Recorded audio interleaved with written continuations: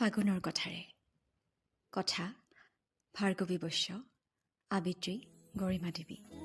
ফাগুনত শুনিবা সৰাপাতৰ কাহিনী, বতাহত দেখিবা পলাশ মদাৰৰ নাচোন।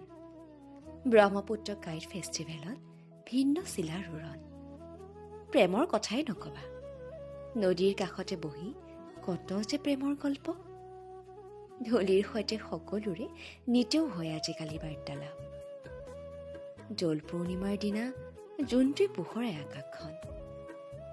দৌল উৎসৱত বৰপেটাখন হৈ পৰে ৰঙতে ৰাঙলী। কিমান যে ফাকুৱাৰ গীত, আনন্দতে আত্মহাৰা হৈ পৰে সকলোৱে। ভাবিছো এইবাৰো ৰঙতে ৰাঙলী হৈ আনন্দৰে উৰুম ফাকুৱা।